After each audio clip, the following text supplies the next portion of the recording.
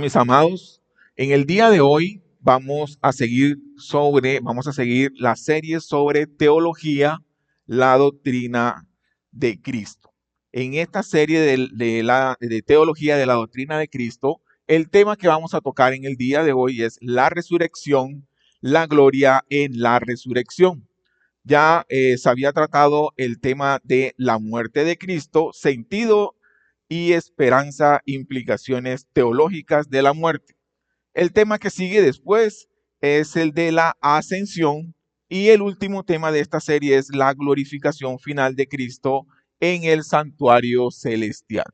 Serían los temas que se tocarán eh, en esta serie sobre teología, la doctrina de Cristo. Para comenzar esta enseñanza del día de hoy, que es sobre la resurrección, la gloria en la resurrección, vamos a comenzar primero eh, les voy a leer a ustedes el credo apostólico. El credo apostólico reza de la siguiente manera. Dice, creo en Dios Padre Todopoderoso, Creador del cielo y de la tierra, y en Jesucristo, su único Hijo, nuestro Señor, que fue concebido por obra y gracia del Espíritu Santo, nació de Santa María Virgen, padeció bajo el poder de Poncio Pilato, fue crucificado, muerto y sepultado, descendió a los infiernos, al tercer día resucitó de entre los muertos, subió a los cielos y está sentado a la derecha de Dios Padre Todopoderoso. ¿Por qué traemos a colación el credo acá, mis amados hermanos? Como lo indicaba el pastor Oduber la semana pasada, nuestro principal dogma de fe es que Cristo murió y resucitó. Cristo murió y resucitó. Si no creemos eso, mis amados hermanos, estamos en un lugar en el que no deberíamos estar. O no somos cristianos, puesto que nuestro principal dogma de fe es ese, creer que nuestro Señor Jesucristo murió y resucitó. La semana pasada habíamos empezado esta serie con la parte de la muerte de Cristo. Pero la muerte a la que nos referimos o a la que se refirieron en ese momento es a la muerte física de Cristo. Él no murió como consecuencia de un accidente ni por la mano de un asesino, sino por la causa de una sentencia judicial. ¿Por qué decimos de una sentencia judicial? Porque era importante que esto sucediera de esta manera porque él debía ser contado entre los transgresores.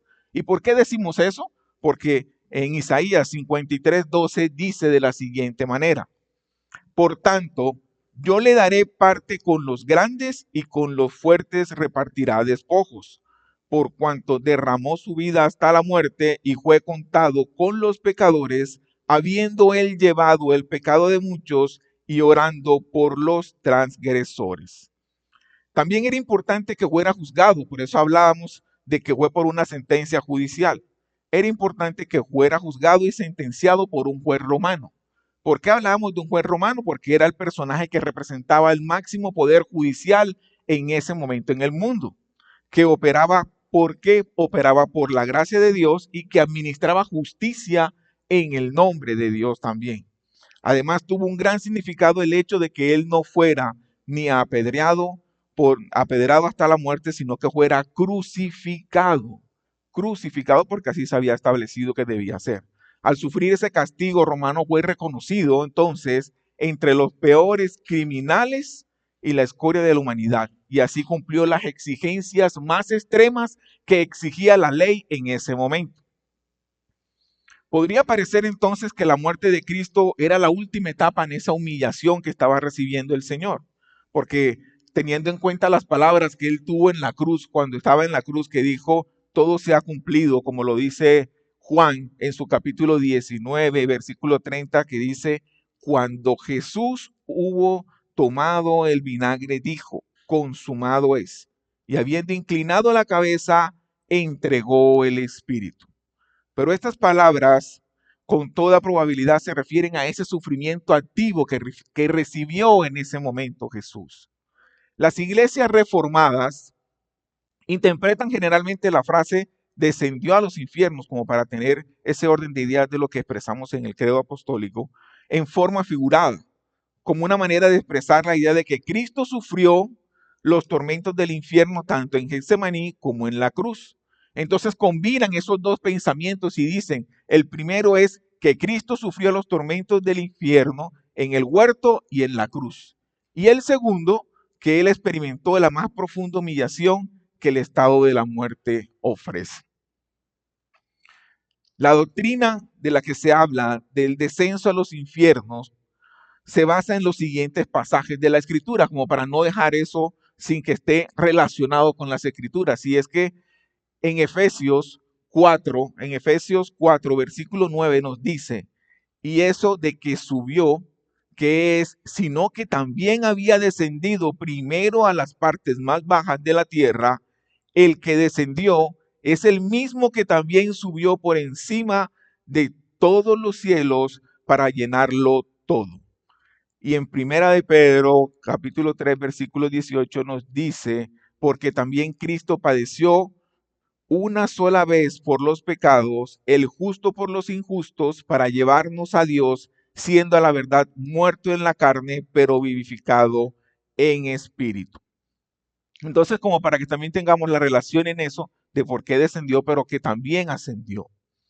En ese estado de exaltación, Cristo dejó de estar ya en ese estado de exaltación, dejó de estar sujeto a la ley como una obligación del pacto, habiendo pagado ese castigo por el pecado y habiendo merecido la justicia y la vida eterna para el pecador, pues él sufrió ese castigo por el pecado de todos y cada uno de nosotros. Como mediador, él, como mediador, ingresó al pleno favor y a la complacencia de Dios y fue coronado con la correspondiente gloria y honor por haber realizado esa obra.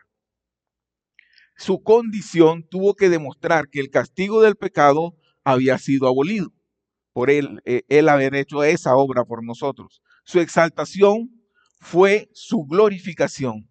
Los católicos romanos y los luteranos enseñan que la exaltación de Cristo comenzó con el descenso al abismo.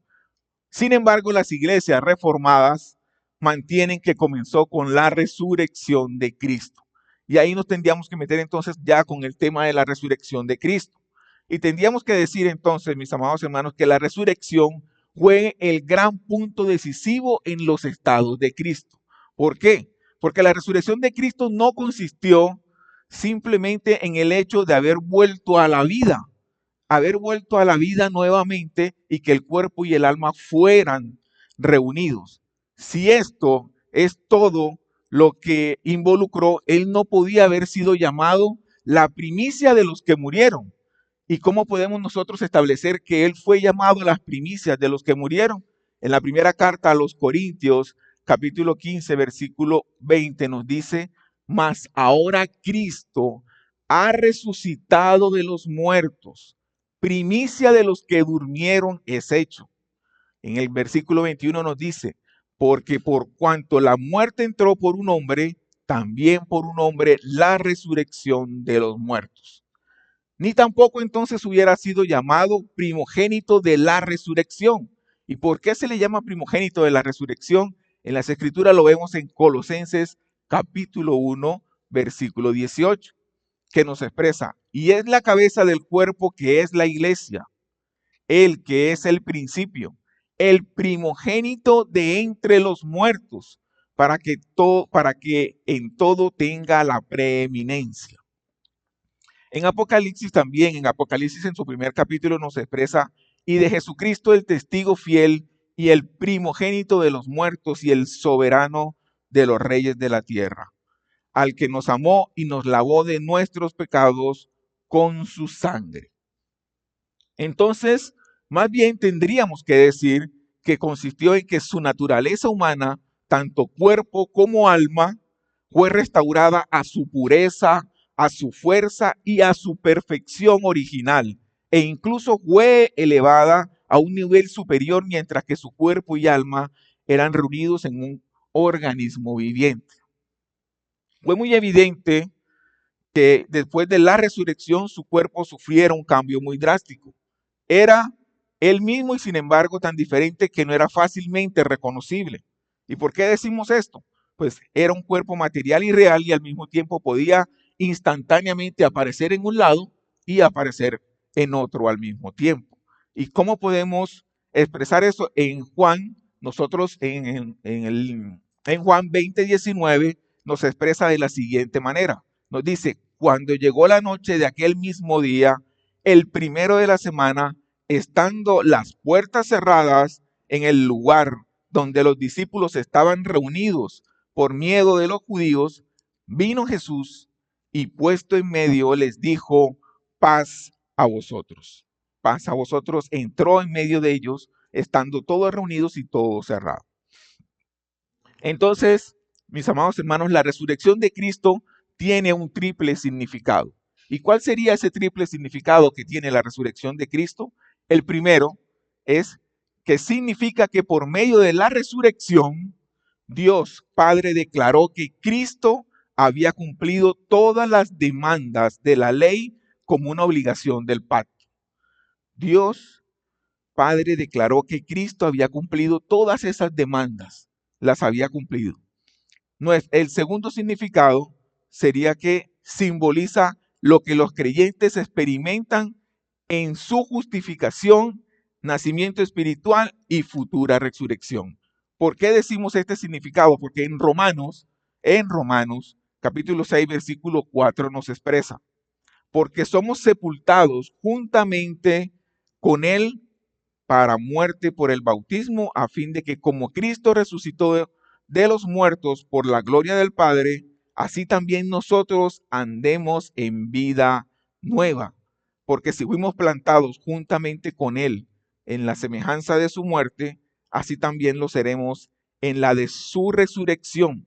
Y el versículo 9 nos dice, sabiendo que Cristo, habiendo resucitado de los muertos, ya no muere, la muerte no se enseñorea más de él. Entonces, nuestro primer significado es que Dios Padre declaró que Cristo había cumplido todas las demandas de la ley. Y la segunda simboliza que los creyentes experimentan en su justificación un nacimiento espiritual y futura resurrección. El tercer significado sería que es la causa de nuestra justificación, regeneración y resurrección final. Es la causa de nuestra justificación, regeneración y resurrección final. Y eso lo podemos ver en Romanos 4, versículo 25.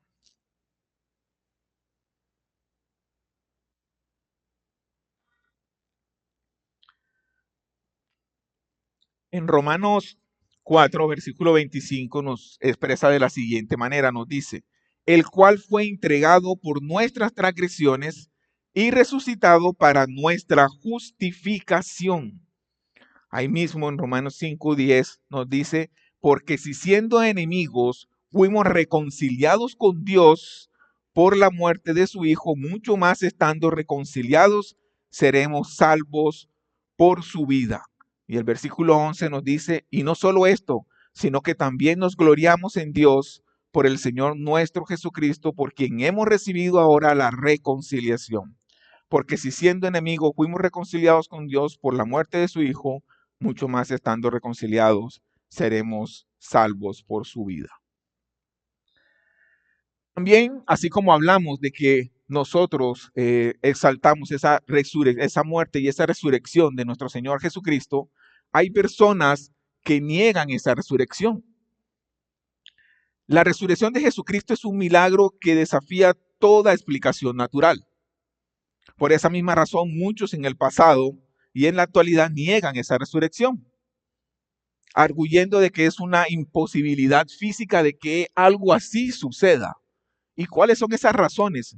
Aquí tenemos algunas de esas razones que algunos determinan que debe ser del por qué no debería darse esa resurrección. Y dicen, lo primero que dicen, vamos a expresar unas cuatro de esas alternativas que ellos dicen que por eso no debe ser la resurrección. Lo primero dicen es que los apóstoles y otros testigos iniciales lo que dijeron fue una mentira a todo el pueblo para que ellos se la creyeran, que es una simple mentira. Es la primera razón. Aducen, de que es una mentira. La segunda, dicen que en realidad Jesús no murió, sino que simplemente se desmayó y después se levantó nuevamente y por eso piensan que fue que resucitó. Entonces, esa es la segunda alternativa que ellos dicen por la cual hay que negar que hay una resurrección. La tercera dice que por el estado mental que tenían en ese momento, tanto los apóstoles como las mujeres que estaban con ellos, en ese momento lo que hicieron fue ver una visión. Y no fue que lo vieron personalmente y no fue una resurrección, sino que vieron algo que les pareció que era Cristo, pero no era. Por eso no era una resurrección. Y otra alternativa que dice es que la historia de la resurrección fue tomada de otra religión y la adaptaron para que todos pensaran de que eso era una resurrección y que Cristo había resucitado. Entonces, hay personas que niegan que niegan la resurrección de Cristo. Pero estas explicaciones, mis amados hermanos, ignoran todos los hechos que han sido corroborados por las Escrituras. Y en este punto tendríamos que volver otra vez a decir que la resurrección de Cristo no solo está declarada en las Escrituras, sino que se declara de que ella es la verdad fundamental del Evangelio. Y tendríamos que expresar entonces lo que dice aquí la primera carta a los Corintios en su capítulo 15, que nos dice, si Cristo no resucitó, vana es entonces nuestra predicación y vana es nuestra fe. Y en el versículo 7 ahí mismo nos dice, si Cristo no resucitó, vana es nuestra fe, pero aún más dice, aún estáis entonces están vuestros todos en sus pecados. No tendríamos entonces nada que decir, sino que, como lo expresábamos al principio, si nosotros no creemos que Cristo murió y que Él resucitó, pues entonces vana es nuestra fe. Se puede entonces declarar con seguridad que la resurrección de Cristo es a la vez el hecho más importante y autenticado en todo el mundo. ¿Y por qué podemos decir eso? Hay muchos puntos que determinan que es un hecho autenticado por toda la historia del mundo. Y uno fue que ese hecho fue predicho en el Antiguo Testamento. Eso fue predicho en el Antiguo Testamento. También fue predicho por el mismo Cristo antes de su muerte. Y eso lo podemos ver en Mateo 16, 21, cuando él expresa, desde entonces comenzó Jesús a declarar a sus discípulos que le era necesario ir a Jerusalén y padecer mucho de los ancianos, de los principales sacerdotes y de los escribas, y ser muerto y resucitar al tercer día. Eso quiere decir que también fue predicho por el mismo Cristo. Fue un hecho que admitía una verificación muy fácil. ¿Y por qué? Porque era una evidencia abundante y apropiada de muchas personas que habían visto eso. Los testigos del hecho de que Cristo fue visto después de su muerte en la cruz eran numerosos, eran competentes y eran dignos de confianza de todo el mundo. El testimonio de ellos quedó confirmado por cuanto Dios dio testimonio juntamente con ellos en señales y milagros y diversos prodigios y repartimientos del Espíritu Santo. Este testimonio del Espíritu es continuado hasta el tiempo presente y concedido a todos los verdaderos hijos de Dios, porque el Espíritu da testimonio de la verdad en el corazón y en la conciencia de cada uno de que ese hecho en verdad sucedió, y nos da la certeza a nosotros de creer y tener ese dogma de fe en nosotros. El hecho de la resurrección de Cristo ha sido conmemorado en una observancia religiosa del primer día de la semana, desde que aconteció hasta nuestros días, razón por la cual pues obviamente estamos reunidos en el día de hoy. Los efectos producidos por su evangelio y el cambio que ha producido en el estado del mundo no admiten otra solución racional que la verdad de su muerte y su consiguiente resurrección. ¿Por qué? Porque nosotros todos somos sus testigos de eso y creemos en eso. En ese orden de ideas tendríamos que decir que la importancia de la resurrección de Cristo se debe ¿a qué? A que Él resucitó de entre los muertos, obviamente, de que aparte de cualquier otra cosa, a la circunstancia de que todas sus afirmaciones y el éxito de su obra como tal reposan en el hecho de que Cristo resucitó de entre los muertos. Si Él resucitó, nuestro evangelio y en lo que nosotros creemos es verdadero. Si no resucitó, entonces en todo lo que nosotros creemos es absolutamente falso. Si Él resucitó, Él es el Hijo de Dios, Dios manifestado en carne, el Salvador, el Mesías predicho por los profetas, el profeta, sacerdote y rey de su pueblo. Su sacrificio ha sido aceptado como satisfacción a la justicia divina y su sangre como rescate de muchos y de todos nosotros. De su resurrección dependía la misión del Espíritu, sin la cual la obra de Cristo habría sido en vano. Por cuanto Cristo murió como cabeza y representante de su pueblo, su resurrección asegura e ilustra la de ellos, la de todos. Por cuanto Él vive, ellos también viven como tal, vivirán. Y si Él hubiera permanecido bajo el poder de la muerte, pues no habría fuente de vida espiritual. Y tendríamos que decir que Él es la vida y nosotros seríamos los pámpanos. Y si la vida estuviera muerto, nosotros también estuviéramos muertos. Si Cristo no resucitó, todo el esquema de la redención sería un fracaso. Y todas las predicciones y anticipaciones de sus gloriosos resultados para el tiempo y la eternidad para los hombres y todo rango y orden serían simplemente visiones y quimeras. No sería nada. Ahora bien, y lo afirmamos, Cristo ha resucitado de los muertos y es primicia de los que durmieron. Es un hecho. Y lo acabamos de ver y lo hemos sustentado con unos pasajes anteriormente. Por ello, entonces, nosotros podemos manifestar que la Biblia es cierta desde Génesis hasta Apocalipsis. El reino de las tinieblas ha sido destruido o ha sido trastornado. Satanás ha caído como un rayo del cielo y el triunfo sobre la verdad, sobre el error, de la verdad sobre el error y del bien sobre el mal, de la dicha sobre la desgracia, ha quedado asegurado por siempre con esa resurrección. Otro punto para tener en cuenta en esto de la resurrección es el cuerpo de la resurrección de Cristo. La identificación del cuerpo de Cristo, de Cristo resucitado, con aquel que expiró en la cruz, fue demostrada con una evidencia indudable, incluso con las marcas de los clavos que tenía como tal, que habían traspasado sus manos y sus pies. Sin embargo, estaba cambiado, pero no se da a conocer claramente hasta qué punto. Los hechos registrados en la historia sagrada que tratan de la naturaleza del cuerpo del Señor durante el periodo entre su resurrección y su ascensión son los siguientes. El primero, que no fue claramente reconocido por algunos, y tendríamos que decir entonces aquí un ejemplo, que los dos discípulos con los que se juntó en su viaje a Emaús no lo reconocieron hasta que él se hizo conocer a ellos en el partimiento del pan. Y eso pues obviamente lo podemos ver en Lucas 24:31, que nos dice de la siguiente manera. Entonces le fueron abiertos los ojos y le reconocieron, mas él se desapareció de su vista.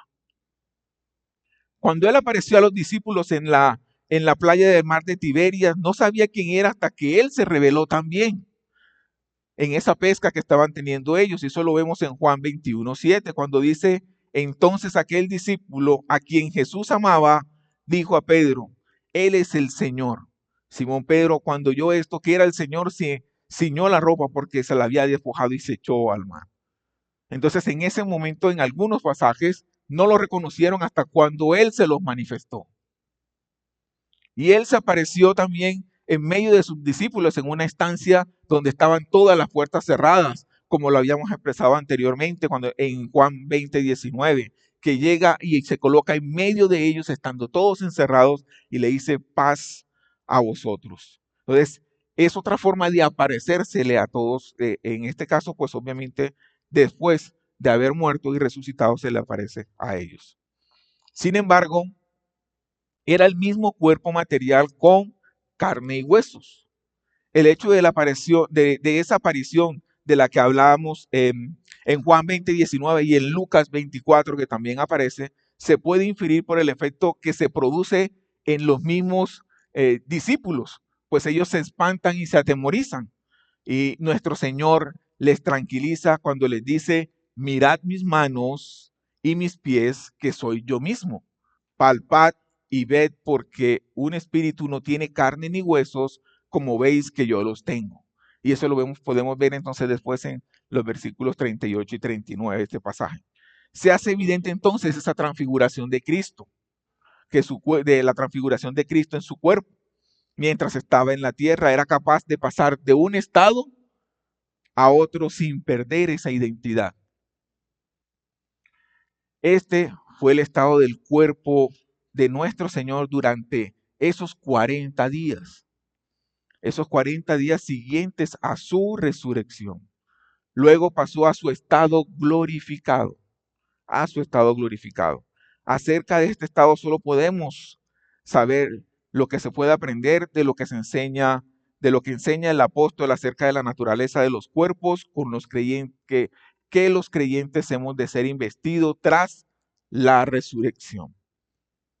Aquellos cuerpos, se nos dice, han de ser semejantes al cuerpo de su gloria, como lo expresa Filipenses. Filipenses nos dice, el cual transformará el cuerpo de la humillación nuestra para que sea semejante al cuerpo de la gloria suya, por el poder con el cual puede también sujetar a sí mismo todas las cosas. Esto es, a la de Cristo como tal. Por ello la descripción de uno es la descripción del otro. Esta descripción se encuentra en el contraste entre el cuerpo presente y aquel en el que morará el creyente después de su resurrección.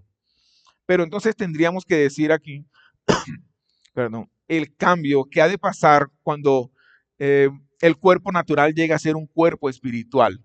Y eso lo podemos ver en un pasaje de la primera carta a los Corintios, en el capítulo 15, en sus versículos del 42 al 44.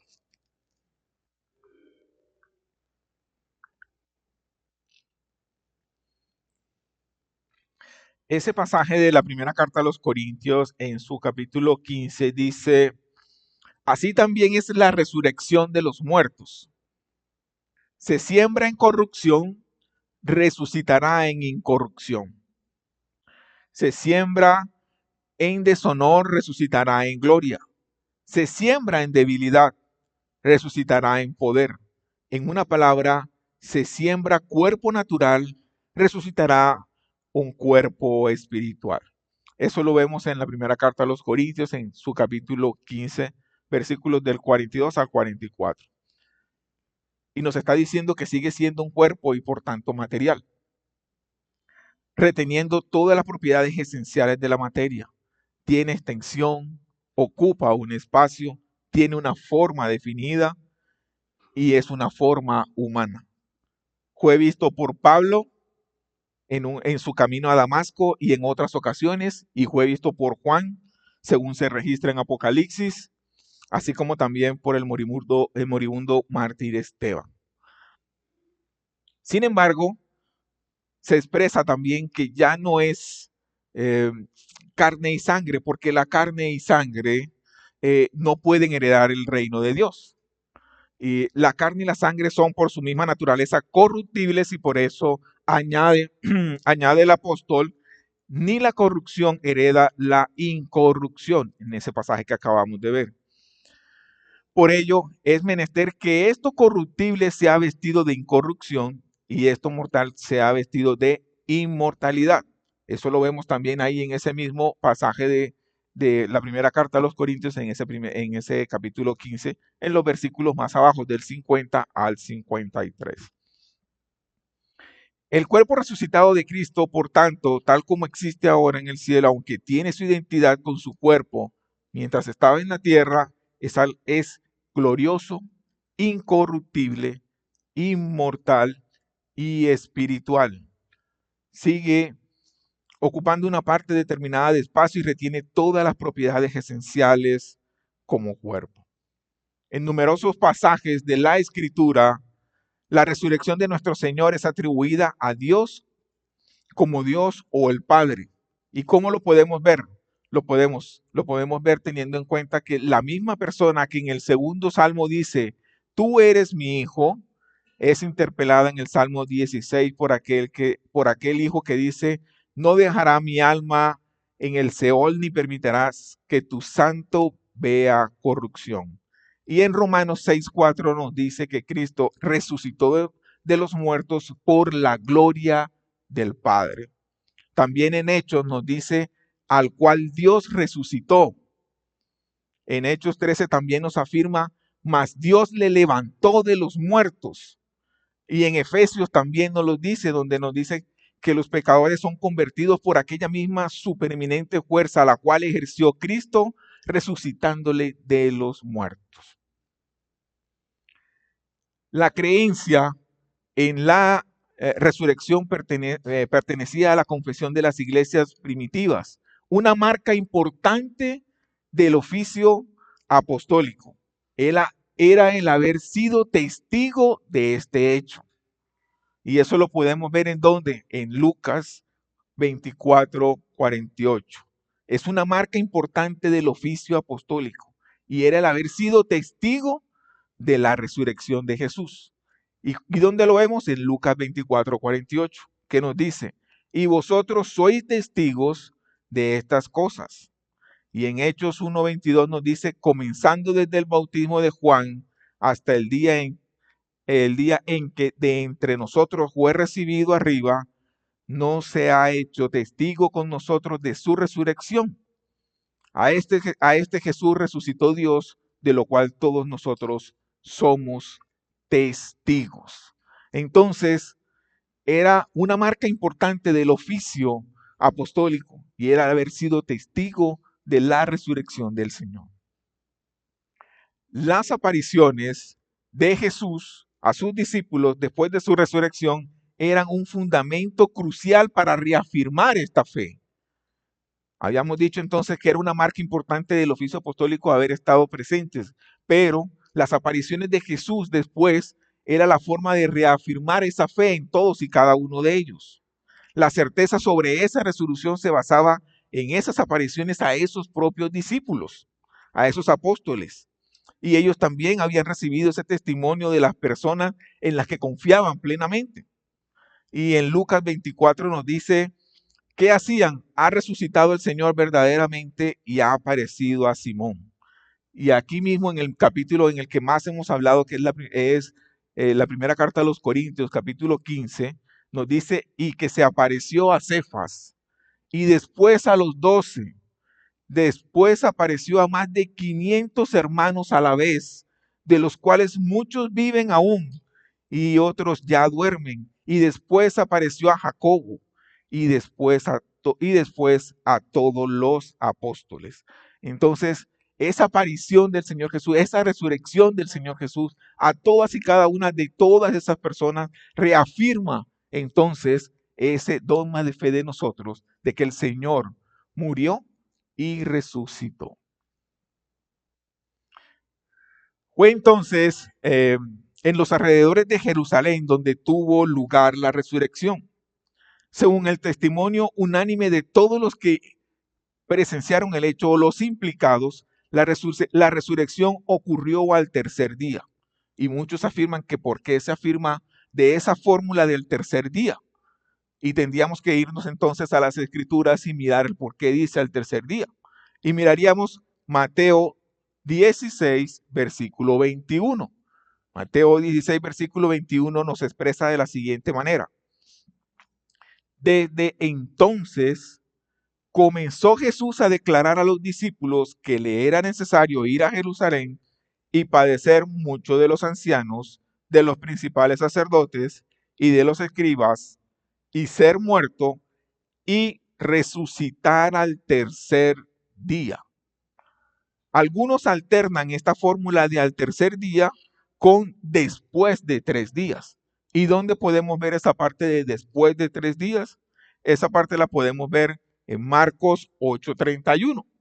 Marcos 8:31 nos dice, y comenzó a enseñarles que le era necesario al Hijo del Hombre padecer mucho y ser desechado por los ancianos, por los principales sacerdotes y por los escribas, y ser muerto y resucitar después de 3 días. Sin implicar entonces la relación entonces en lo que muchos dicen al tercer día o después de 3 días. Pero hablan de que la resurrección tuvo lugar entonces en Jerusalén y tuvo ese hecho de los 3 días como tal. Solo la resurrección corporal puede explicar, solo la resurrección corporal de Jesús puede explicar entonces en nosotros por qué había una tumba vacía. Y la fe firme de los discípulos. Nada más hace justicia al testimonio bíblico que esa tumba vacía. Y la resurrección corporal, después de esos 3 días, nos da a nosotros una prueba de qué? De una filiación divina de Cristo, de su mesianismo, del respaldo del Padre a su obra de mediador, de la garantía de nuestro perdón y justificación, del don del Espíritu, de la vida eterna, el fundamento de la prenda de nuestra salvación y el fundamento del cristianismo apostólico. ¿Y por qué decimos eso? Cada una de estas tiene un fundamento en la palabra de Dios o en las escrituras. Cuando hablamos de que esa resurrección corporal después de 3 días es la prueba de la filiación divina de Cristo, lo podemos ver en Hechos 13:33, cuando nos expresa la cual Dios ha cumplido a los hijos de ellos, a nosotros, resucitando a Jesús, como está escrito también en el Salmo 2. Mi hijo eres tú y yo te he engendrado hoy. Entonces ahí miramos esa filiación divina de Cristo. Pero también podemos mirar ese mesianismo y eso lo miramos en Hechos capítulo 2, versículo 36, que nos dice, sepa pues ciertísimamente toda casa de Israel, que a este Jesús a quien vosotros crucificasteis, Dios le ha hecho Señor y Cristo. En Hechos también, en Hechos 3, versículos 3 al 15 nos dice, el Dios de Abraham, de Isaac y de Jacob, el Dios de nuestros padres, ha glorificado a su Hijo Jesús, a quien vosotros entregasteis y negasteis delante de Pilato, cuando éste había resuelto ponerle en libertad. Mas vosotros negasteis al santo y al justo, y pedisteis que se os diese a un homicida, y matasteis al autor de la vida, a quien Dios ha resucitado de los muertos, de los cuales nosotros somos testigos. Entonces, no solamente la filiación divina de Cristo, sino su mesianismo. También el respaldo del Padre a su obra como mediador. ¿Y dónde vemos que también el respaldo del Padre a su obra como mediador? En Hechos, cuando nos dice a este, entregado por el determinado consejo y anticipado conocimiento de Dios, prendiste y mataste por manos de inicuos y crucificándole, al cual Dios levantó, suelto los dolores de la muerte, por cuanto era imposible que fuera retenido por ella.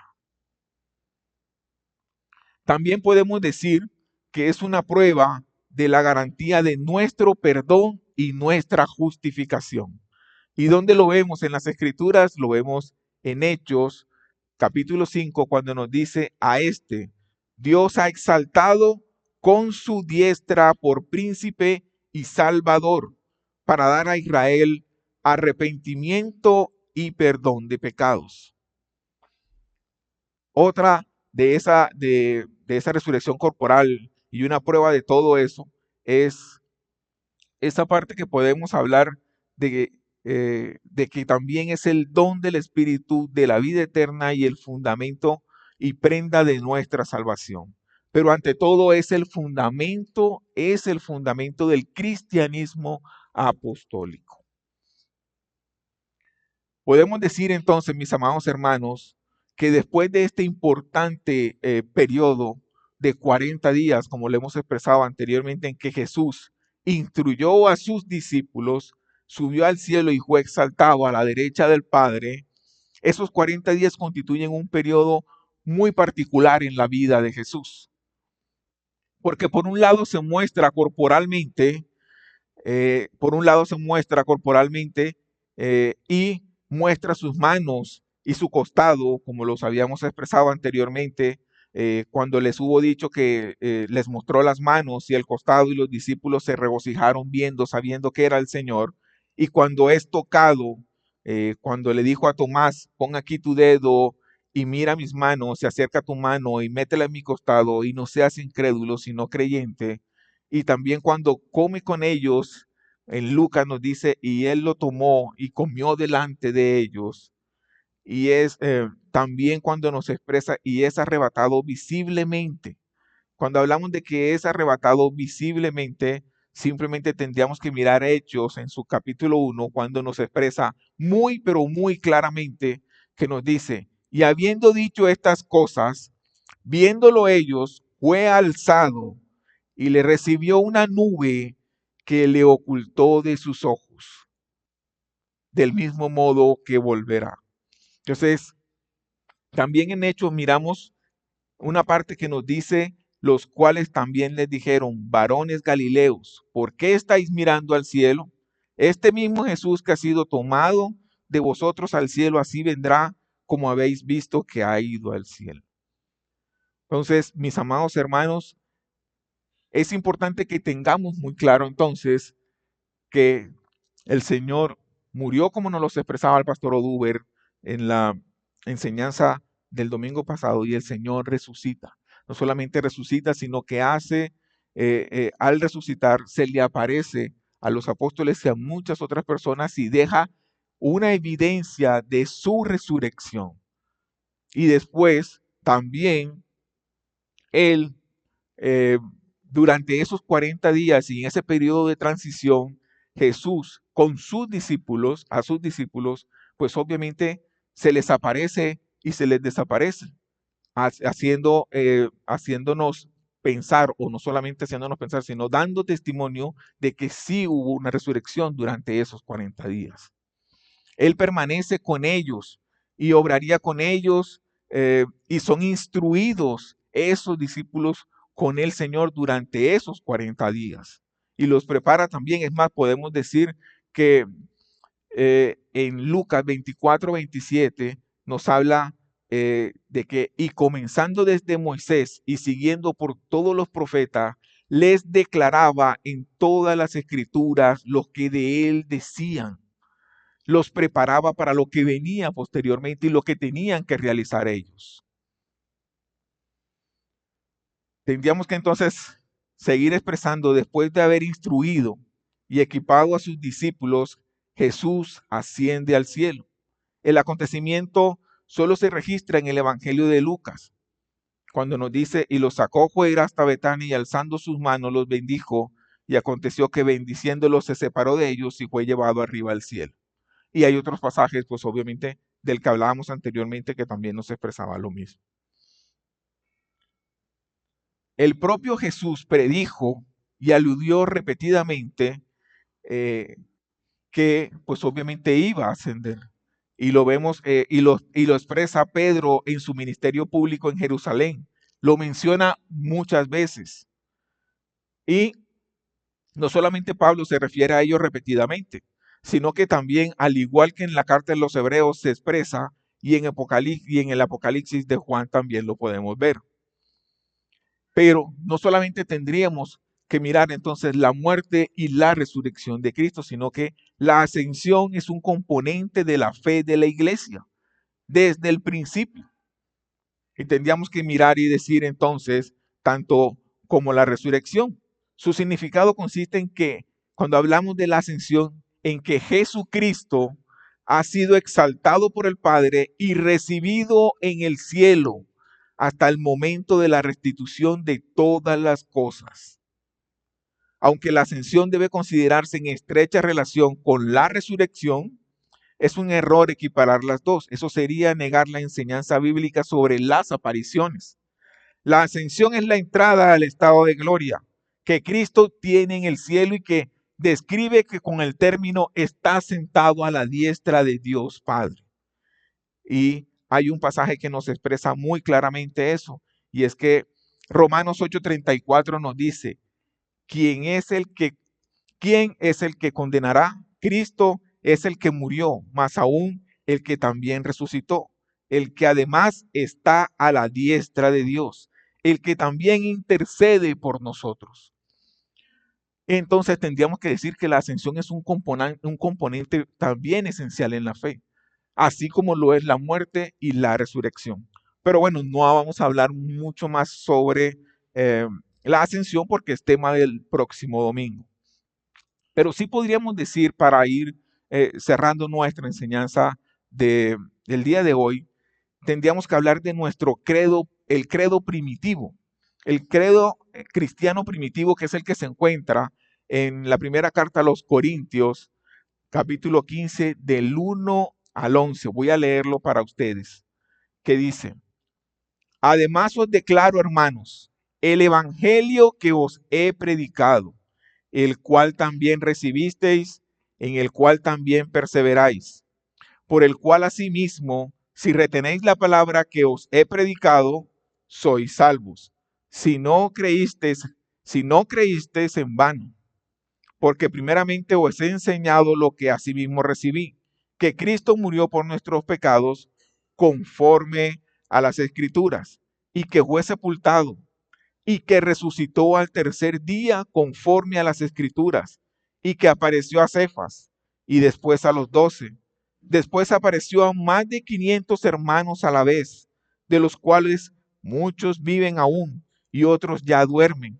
Después apareció a Jacobo, después a todos los apóstoles, y al último de todos, como un abortivo, me apareció a mí, porque yo soy el más pequeño de los apóstoles, que no soy digno de ser llamado apóstol, porque perseguía la iglesia de Dios. Pero por la gracia de Dios soy lo que soy, y su gracia no ha sido en vano, no ha sido en vano para conmigo. Antes he trabajado más que todos ellos, pero no yo, sino la gracia de Dios conmigo, porque o sea yo o sean ellos, así predicamos y así habéis creído. Este credo primitivo nos sigue expresando lo mismo. Cristo muere, resucita y le aparece a todos como lo habíamos visto anteriormente. Como lo dice el credo apostólico que lo dijimos al principio, como lo dice el credo primitivo, como lo dice nuestra confesión de fe. Todos esos son soporte de nuestro dogma de fe, que es que Cristo murió y resucitó. Entonces, mis amados hermanos, es importante que nosotros, pues obviamente tengamos ese punto claro, porque como lo expresaba también el pastor Oduber la semana pasada, si nosotros no creemos en eso, y nos lo dice la primera carta de los Corintios, vana es nuestra fe.